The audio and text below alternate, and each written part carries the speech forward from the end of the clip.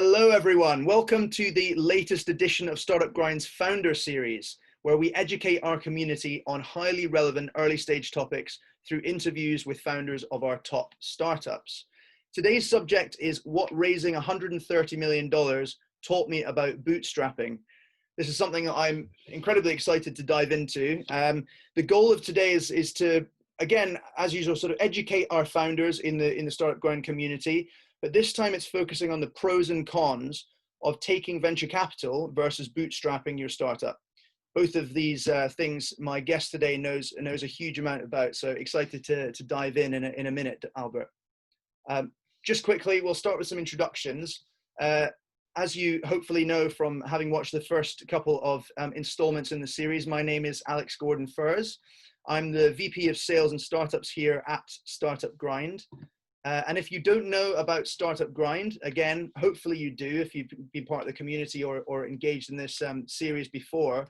I'll just give a quick intro for those who don't. We are the world's largest startup community. So we're educating, inspiring, and connecting founders across 120 countries in the world. We run 3,000 events per year, including the largest tech conference in Silicon Valley. And we have a startup program that currently supports hundreds of the best startups from our community, with tailored education, network introductions, and exposure. So let's kick off. My guest today is Albert Santalo. Hopefully I got that right this time, Albert. Founder and CEO of 8base, who actually won our Startup of the Year award at the 2019 Global Conference. Albert, where are you joining us from today? I'm joining from Miami, Florida. Miami. How are you, Alex? I'm great. I wish I would rather be in Miami, I think, right now than the UK. It's a great place to spend a pandemic for sure. Yeah, a great place to do anything. I think the sun, the sand, yeah, perfect. Do you want to give a quick introduction to yourself and to 8base, and then we can sort of dive in? Yeah, absolutely. So I'll go back a little ways. So I started my career as a software engineer. Later on, did management consulting, working mostly with large US-based companies, helping them with IT strategy. And that was across many different industries. And then became the founder in the lead role beginning in 2001, my first company called Avicenna. And then later on in 2009 with CareCloud. Both of those companies were started in economic downturns. If you think about 01 and 09, fortunately, I was able to raise angel investment, then venture capital. First company exited, then later the second company exited. The second company exited after I had left. And in the second company, in CareCloud, think of the depths of the sort of Great Recession. Raised $3 million of angel investment, then another $5 million the following year, then did a $20 million raise led by Silicon Valley VCs. And then in 2017, started working on 8base, which was really informed by everything I had done prior to that. So, I've been around enterprise software in one capacity or another all of my career, either as a developer, as an implementer, as a user, or as an entrepreneur in the lead role. And 8base is really about bringing all that together. That's awesome. And obviously you're currently running 8base, which, as you said, is your third startup. But I'd love to, since we're kind of focusing on the differences between raising a huge amount of VC versus bootstrapping, or in a large part bootstrapping, I'd like to start at the beginning of the second part that you talked about there, the founding of CareCloud. So that was back in 2009, was that? It was January 5th of 2009. January 5th. And so what was the sort of catalyst to beginning to founding CareCloud?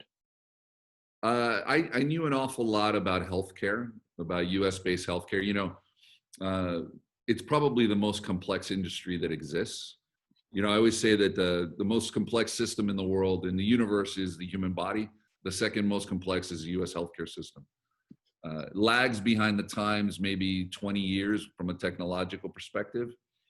But it's an enormous industry. So I wanted to bring a modern cloud-based underpinning to the industry. We specifically focused on medical practices, what's called ambulatory healthcare, across 50 different medical specialties. And CareCloud's solution was about bringing a multi-tenant SaaS offering for the financial, administrative, and clinical aspects of what these practices would do. Small, medium, and large practices. So anywhere from solo practitioners to large multi-specialty groups. And, you know, CareCloud processed billions of dollars of client revenue and millions of medical transactions, whether they be prescriptions, lab orders, medical documentation, et cetera. So all very mission critical, business critical stuff, because when the system didn't work, doctors didn't get paid, and or there was potential medical errors that could be introduced. So very, very enterprisey type solution, and very, very complex. So hard to bring that all together in a multi-tenant SaaS offering. Yeah, it definitely sounds complex, and obviously these are big deals as well. So, you know, as you said, the healthcare industry, I mean, anywhere in the UK, we experience it as well. It's a notoriously difficult industry to break into. So what was it like in the first kind of couple of years, finding your product and finding the customers for that product? Yeah, so you're touching upon a really important thing, which is people would also tell you selling to doctors was very, very difficult. So I want to go back one company before that, because it was also selling to doctors. In the early days of Avicenna, we were helping doctors provision DSL lines for their offices. Like, they didn't have internet connections. Imagine how difficult that was. By the time CareCloud rolled around, everybody had internet connections, but it was still hard to access medical practices. But we were able to, through a combination of sort of broad-based marketing, we were able to create a pretty significant inbound game. So it was a combination of PR, ads, SEO, all the different sort of levers, and then an inside and outside sales force to make all that happen. But we were able to, at our peak, sell about 70 medical practices a month. Wow. With about, generating millions of dollars of annual contract value out of those deals. But be careful what you wish for, because you had to implement after that, and implementing these practices is very, very difficult. It wasn't like a self-service implementation, Yeah. I mean, it's in the grand scheme of things, it's sort of easy to sell the dream, but then you've got to implement that and help them realize what they consider to be the dream. And that's where the complications really come in, isn't it? Oh my God, big time. Yeah, these implementations took months, because there was training, there was integrations that had to happen, there was re-credentialing people with the doctors with their insurance companies. It's complicated stuff. And so in the first kind of 2 to 3 years, obviously, if you're building a tool that's already expected to be sort of enterprise level, yeah. What did that first 2 years look like in terms of, product development versus sales? How were you able to keep up with what was maybe expected of you as such an early stage company? That is a phenomenal question, because if I echo it back to you a little in a sense, right? It's like the bar for just minimum viable product was very high, because if you didn't get that right, like I said, people weren't getting paid or there was medical errors. So we had to have a very, very specific roadmap, and we had to be extremely careful about our implementation of that.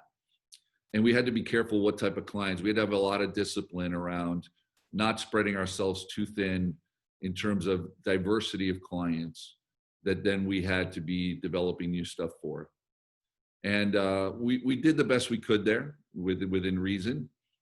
But in the early days, before VCs showed up, it was easier to sort of manage the expectation.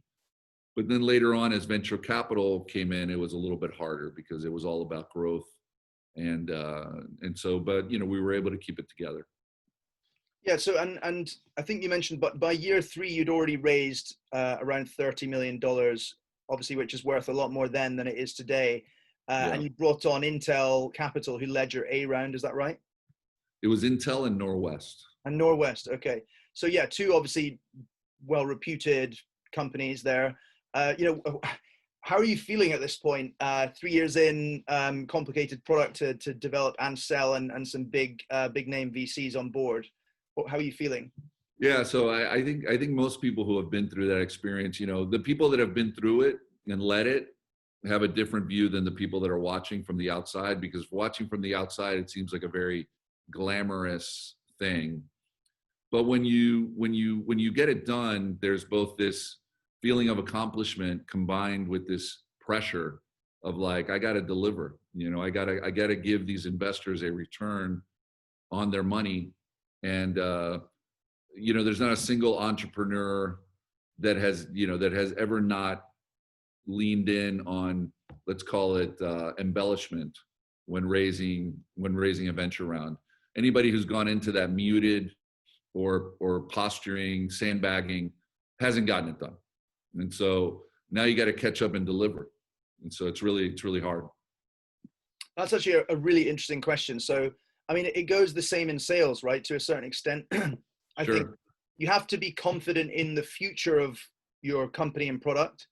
And but you don't want to, as you say, you don't want to lie. You maybe want to be able to confidently embellish what you currently are capable of, because you know and kind of hope that you'll be there in the near future. What is the trick to that? What is the trick to finding the right balance, do you think, as someone who's sort of been experienced in that for 20 plus years? Yeah. Well, look, if you're not an optimist to begin with, you're probably in the wrong business trying to be an entrepreneur. So you really have to be an optimist, and you have to believe that you are going to achieve what you're saying. The VCs are going to discount it by some, these are professional investors. They understand that, and they're in the business of taking risks. So they're going to apply some sort of discount to everything you're saying anyway. At the heart of it, it has to be rooted in integrity. It was the biggest thing that I would say. So if you're lying, and if you are, it eventually is going to catch up with you. So you have to have a realistic vision, optimistic vision at the same time of what you can do, and how you're going to bring resources to the table to do that. But it has to be something you truly believe in at the end of the day. Yeah, I definitely agree there. I think integrity has to be one of the biggest things that you've got to keep at the core of your culture if you're working in sort of entrepreneurial space. So, okay, and actually, kind of jumping ahead a little bit, and then I'll come back. Would you potentially argue that one of the better sides of raising venture capital and having that external accountability kind of pulls you forward? If someone's living in the future expecting you to hit certain numbers, does that drive you as an entrepreneur more than it would if you're, say, bootstrapped and you can kind of go at your own pace? It can. So having quote unquote adult supervision is not entirely a bad thing for anybody, even adults. So the important thing is to have like-minded investors, and that's a lot easy. That's easy for me to say. It's a lot harder to do when you're the entrepreneur. A lot of times entrepreneurs need the money. Not everybody's willing to give it to them, and they can't be as discriminating about who they allow in. But it's incredibly important that you bring like-minded people that understand what it's like to be the operator of the business, not just an investor, and that are going to support you in the good times and the bad times. And I emphasize good and bad because some of the worst VC behaviors I've seen have come in good times, not in bad times. And so you have to get a good balance of both. So like in bad times, meaning you might need more cash, they might need to bridge you to a round, they need to support you in every round. So VCs that cherry pick rounds is not a good backer for you, if you can avoid it. And then in the good times, sometimes they're like, well, how can we make this go faster? Maybe we need to replace some people. Maybe we need to put more pressure on management, put their bonuses harder to reach. These type of behaviors can also be they can be deadly. And so, having kind of interviewed a lot of different founders at different stages as part of this program, generally the one sort of commonality when I ask this question seems to be, if you're looking for investors that will support you through the good and the bad times, one of the main things that you can do is sort of look through their portfolio, potentially even ring up some of their current portfolio and say, how have they been, as investment partners with you in your journey? Would you sort of agree or echo that, or have you got a sort of different spin on how best to capture the probability they'll be a good partner in your journey? Yeah, if you can do diligence on their portfolio and talk to the people that have worked with them, it certainly helps. And you should definitely do that. It's not always possible. Sometimes you're dealing with funds that are pretty early in their life, haven't gone through the full cycle. Sometimes you're dealing with the wrong person at the firm. There's a different dynamic if you're dealing with an associate versus you're dealing with a senior partner. It's a complicated thing. And one of the things you always, sort of as a founder have to be really careful about is the incentives for the VC they're really managing a portfolio strategy. And in many cases, they're swinging for the fences with that portfolio, knowing that not everybody's going to get there. And the challenge is to not let your company get killed in that process of swinging for the fence. Yeah, that's a very good point. There's been quite a few blogs actually about that recently, where VCs are encouraging startup founders to really understand the portfolio strategy of the VCs before they go into raising venture funds. And what stage of the life cycle are you at of your current fund? Will you be able to follow on? Questions like that are relevant. Super relevant, absolutely. And so, talk me through your journey from Series A in 2011 through to 2016. I think when you raised your Series C, I'm just looking at here. By Series C stage, you'd raised about 130 million overall, hence the title of this video or this interview. I'd like to take the angle here, I guess, of focusing mainly on the learnings and experiences that led either indirectly or directly to the founding of 8base. So, you raised a mixture of venture and debt through that cycle. What are the sort of decision-making processes you go through when you're trying to sort of decide on what type of capital you're raising for your company? Sure. So I was able to raise I'll go back a little earlier. I was able to raise a significant amount of angel investment because I had the success of my prior firm sort of under my belt. And it almost, certainly the seed financing and maybe beyond, was represented by that $8 million of angel investment. And then when we did our Series A, I specifically wanted to go to Silicon Valley. For people outside the US, that may sort of be an obvious thing, but within the US, there wasn't a lot. Silicon Valley was investing mostly in Silicon Valley for early stage companies. So I think CareCloud was probably the first Silicon Valley deal in South Florida in 10 years prior, when that deal was done in 2011. And I found the Silicon Valley group, especially as Series A investors, to be pretty helpful. They understood what company building was about. And I specifically wanted Silicon Valley investors because to me, they were the best in the world. And they understood tech companies. I think that in retrospect, it would have been good to have healthcare investors too. But part of the problem with healthcare VCs was they weren't always the best on the technology side. Probably would have been good to have a combo, because healthcare has a lot of nuance to it. It sort of has its own secret handshake that is different than general tech.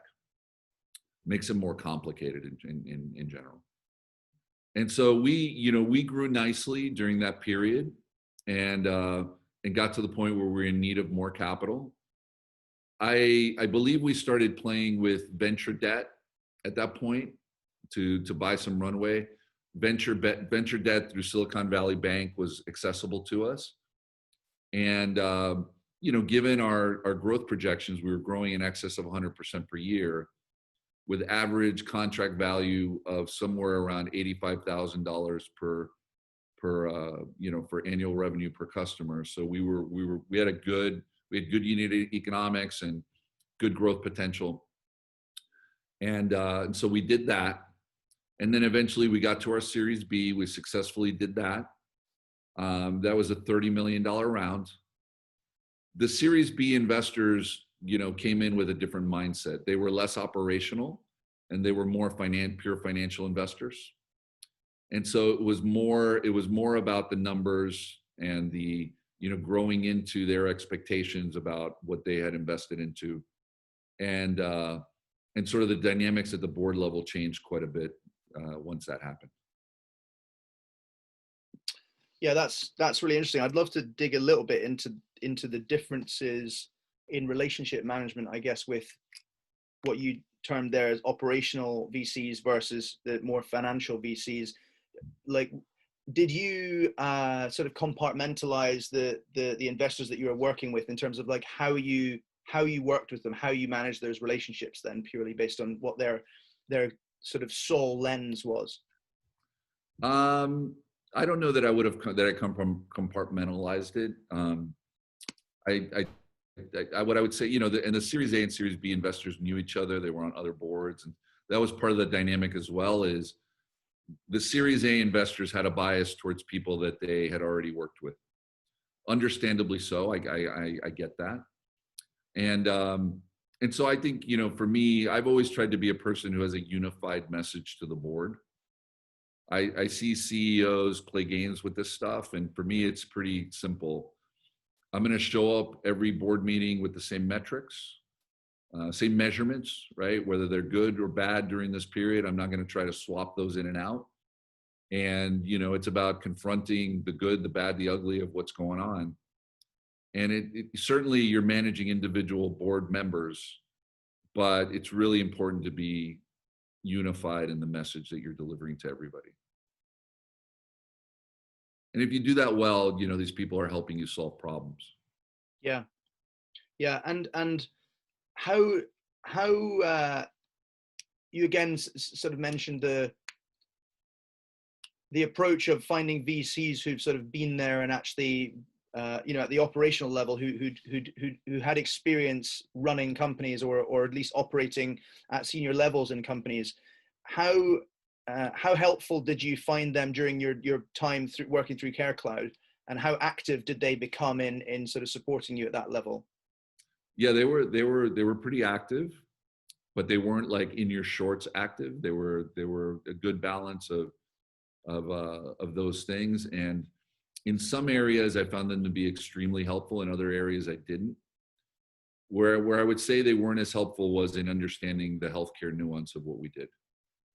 So there was some pressure here and there that was applied on me to make some decisions about team members and so forth that I thought were wrong, and but it was really hard to fight those things.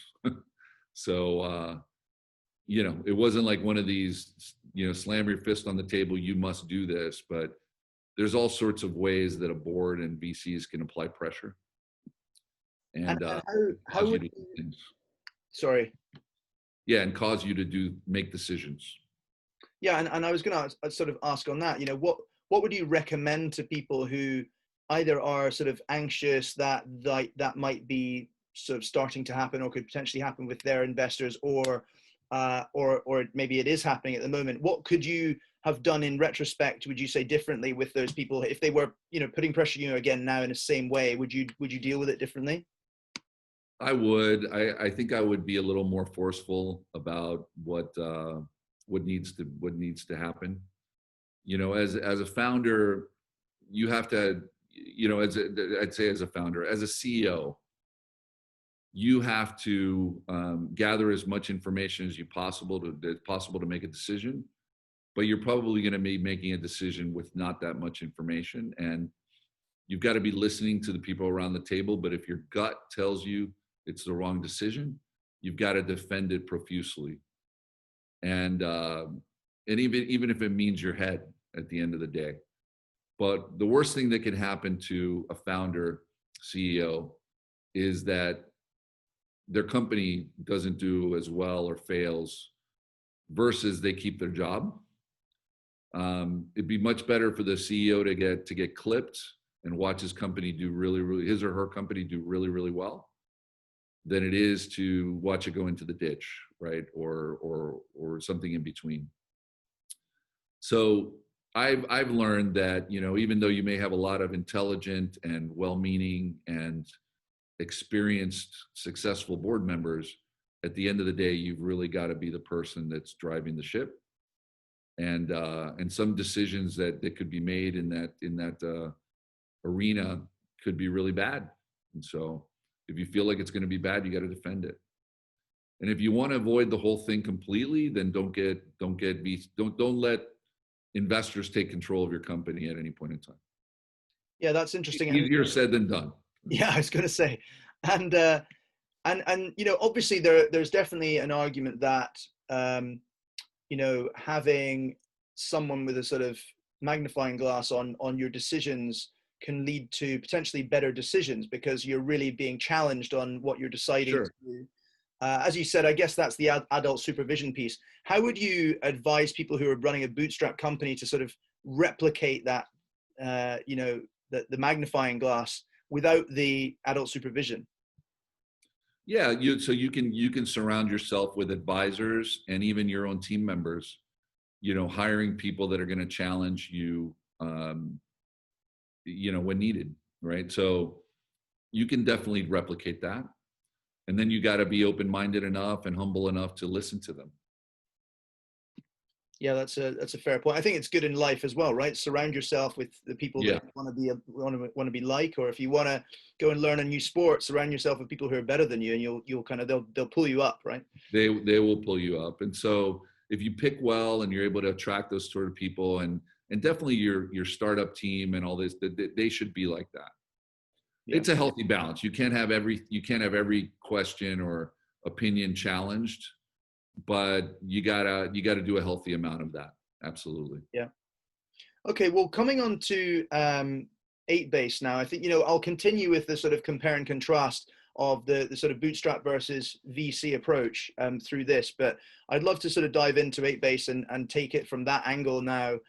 Before we do that, I'd love to know firstly where the name comes from. I've wondered 8base. What does that mean? Do you have a history for that? Yeah, it took a while to name the company. As you know, every URL is taken. So, but I always start with the naming. Like I don't really do much until we get the name and the brand. 8base is really 8 comes from computer science. So 8 bits in a byte. It's a very significant number in computer science. It's also infinity turned on its side. Love and that. Then base comes from database. Okay. Because we feel like at the crux of any software application, probably the most important thing that informs what the software does is the data model. And so that's it. I love that. That's great. It was more interesting than I thought it would be. Sometimes people tell company name stories and you're like, it's not that interesting, but that was good. So, okay, a little bit of summary about what 8base is, and then we'll kind of go into more questions. So what is the problem 8base is solving? And, obviously, again, why is now the best time for that to happen? Yeah, no, that's a great question. And I'm glad we talked about CareCloud and the background and all that stuff before, because look, I once upon a time, I was a practicing engineer. I've always been, the designer of the software that we have in my companies. And I've managed, large engineering efforts.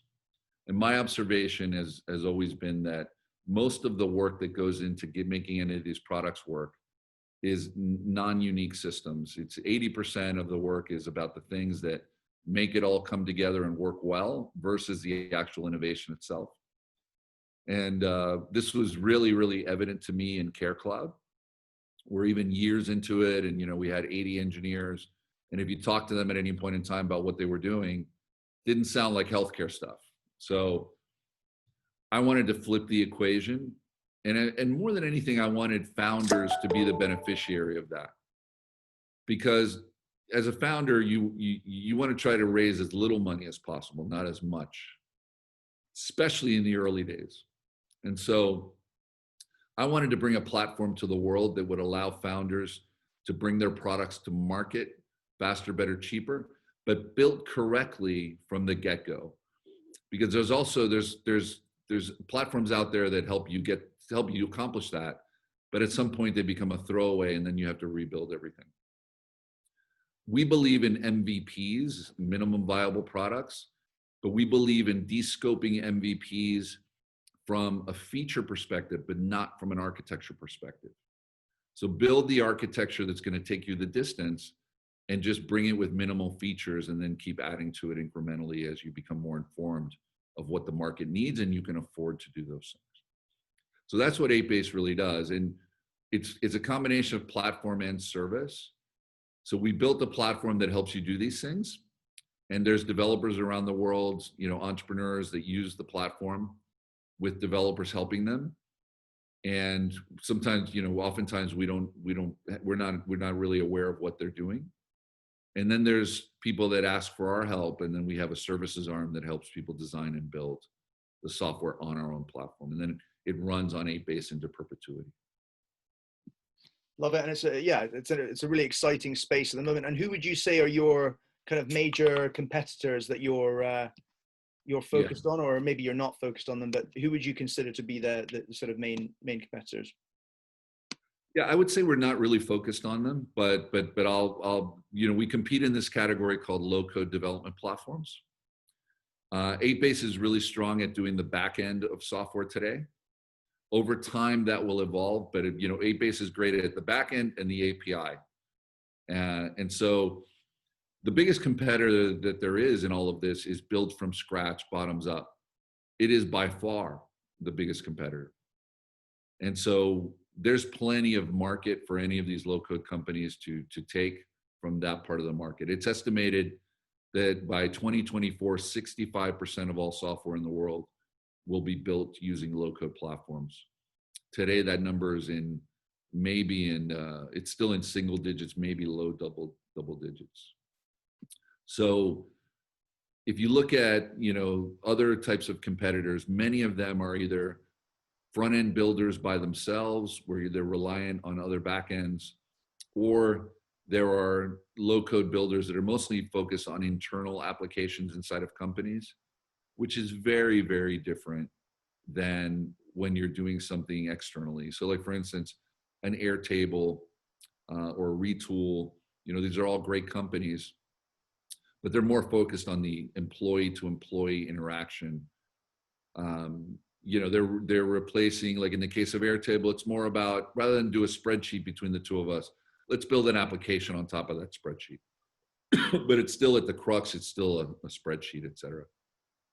But if you're building a digital product, something like a marketplace, or you're building a multi-tenant SaaS offering or a micro SaaS offering, or some type of customer portal, those type of things, 8base is really powerful to help you do that. So you're actually helping these entrepreneurs, I guess, who are hoping to sort of bootstrap, or you're giving these early stage entrepreneurs more leverage, basically, in their early. Yeah, 100%.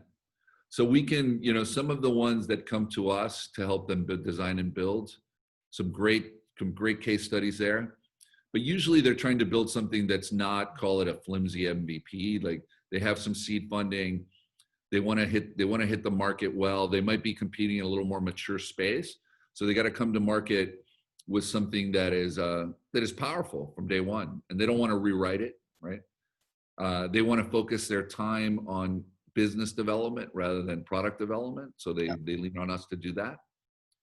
And then we build them a really strong, sort of world-class product from day one that'll scale infinitely without human intervention, without DevOps, without any of that stuff.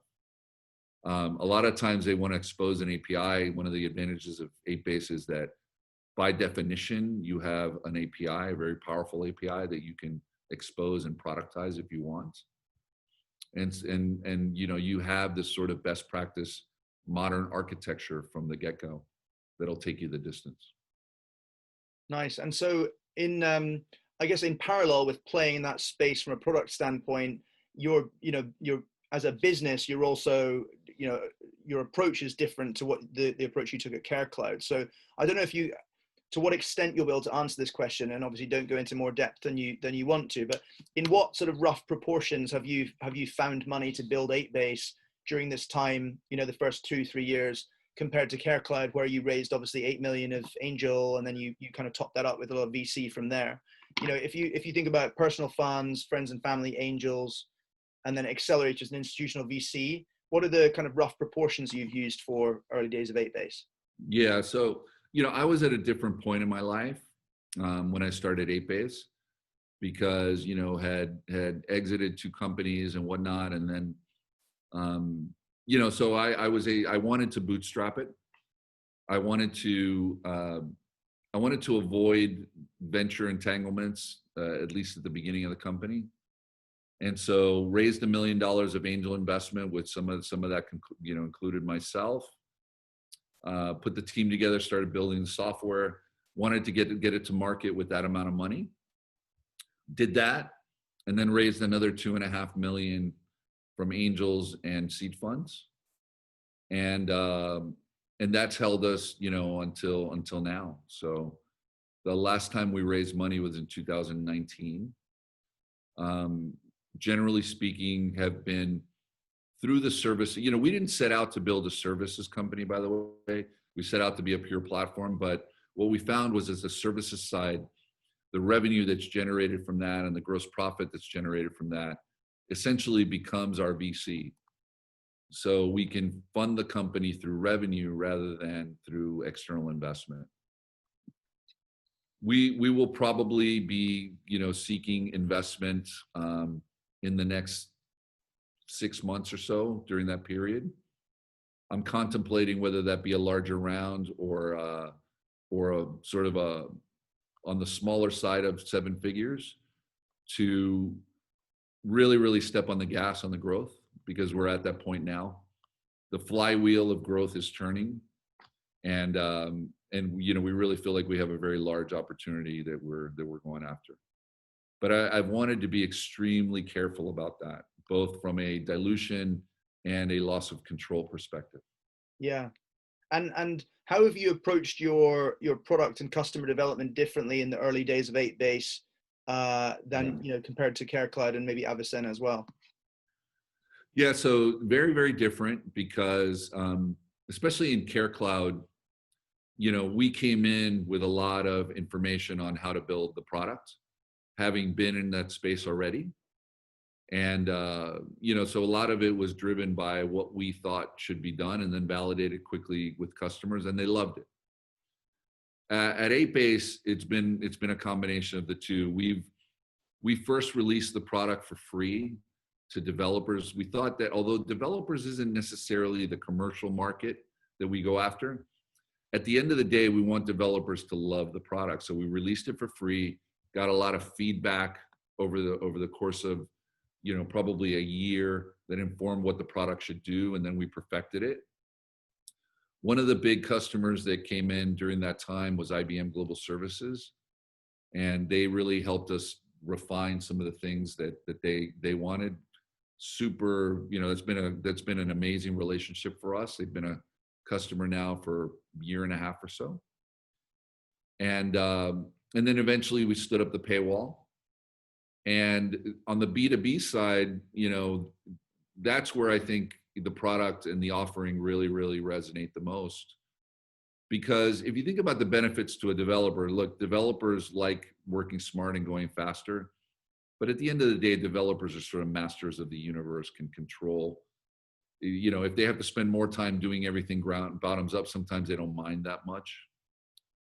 But when you talk about business people having to build technology products, the norm is that things go bad. The norm is that they hire the wrong people, manage them incorrectly, don't give them enough specification, projects run long, projects fail, projects cost multiples of what they originally intended to cost. And so anything you can do to remove complexity, shorten the time, take money out of the equation is an enormous benefit to the non-technical person that's behind the project. Today, 65% of founders are non-technical. That number is growing. I mean, Alex, you know this, right? It's like today, if you're starting a business, you're thinking, how can I technology enable it? And so that number is going to continue to grow. So how do we empower non-technical founders to get it right the first time, stick the market, eliminate product risk in the whole thing, help make them successful, rather than, you know, most of them are learning as they're making mistakes, and you got to minimize the number of mistakes in a startup situation. It'll kill you. Yeah, Make sense? small percentages, right? Every kind of small area that you can remove friction, you're going to be able to move faster, and you're going to be able to prove things more quickly. So I can definitely, that resonates with me. And especially as a non-technical person, you know, I feel very empowered, or a lot more empowered now, by the sheer amount of low code or no code tools available, and how much more I can do Sure. with less, basically. So I definitely understand that. Yeah. Yeah. Yeah. No, that's exactly right. And so just sort of coming towards the close, I just want to ask a couple more questions about 8base and your sort of journey.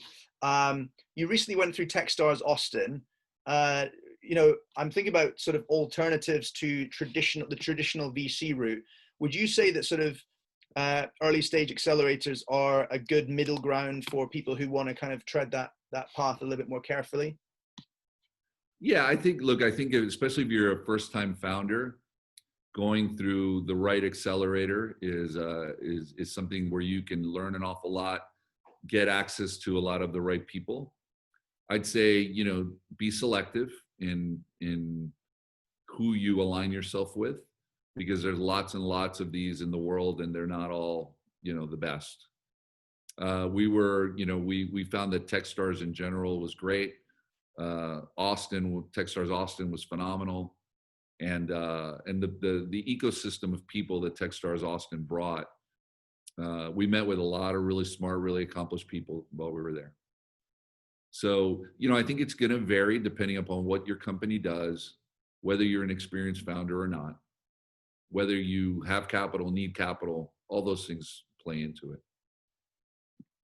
And sort of staying on the route of, or staying on the sort of topic of alternative routes to traditional VC, are there any specific tips you'd give about creative ways for some of the founders listening to kind of, you talked about minimizing the dilution of equity.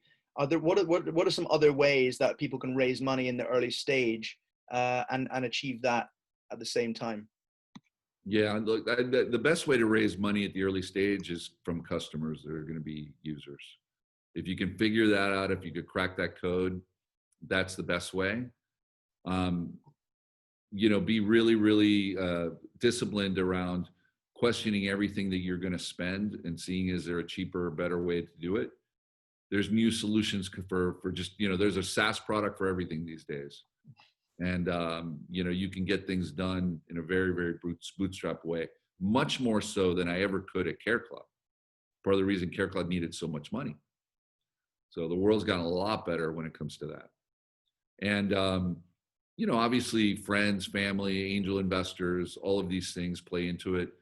Those things are harder or easier depending upon how old you are, how accomplished you are, what part of the world you live in, you know. So in some places there's a lot of, you know, like for instance, I'm in South Florida, there's a lot of high net worth individuals, and but there isn't a lot of organized angel groups. If you're on the West Coast, there's a lot of organized angel groups. If you're in New York, there's more organized angel groups.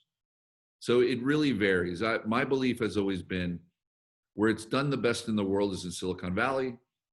The Silicon Valley playbook is what you should start with, but you have to make local adaptations based on where you are and who you are. If you don't do that, if you're trying to follow the gospel of what Silicon Valley is telling you to do, it's probably not going to work in your local, you know, local place. I love that. That's, I mean, my next question was going to be, you know, based on your high level of experience and, you know, as a serial entrepreneur, what was the one message you would give to first-time founders? But I think that's a great place to end, because you've kind of answered the question before I asked it. Yeah, no, that's important. Foundation. Use the playbook as a foundation, but localize it, I guess, is a nice way to end. Yeah, and aside from that, what I tell first-time founders is, this is not, you know, this is not a beauty contest. This is really hard work. Being a founder is not cool or hip. Being a founder is really tough. Be sure that you're willing to make the commitment. You don't want to lose other people's money, and you don't want to lose your time. And by the way, I say them in that order, because that's really important. Some founders approach this of like, well, if it doesn't work out, if it takes too long, I'll just step away. Well, yeah, that's great. but you're going to lose other people's money in the process. That's a big responsibility. So being a founder can be like a jail sentence if you don't get it right. So make sure you know what you're doing, what you're getting into, and then you got to work really hard and take it, succeed, do everything you can to possibly succeed and make money for yourself and the people that invested in you. Believe me. Love it. And do it with integrity to sort of bring it full loop back. You have to. You have to. I was about to say succeed at all costs, but that is not true. It's better to be a failure than it is to be a crook.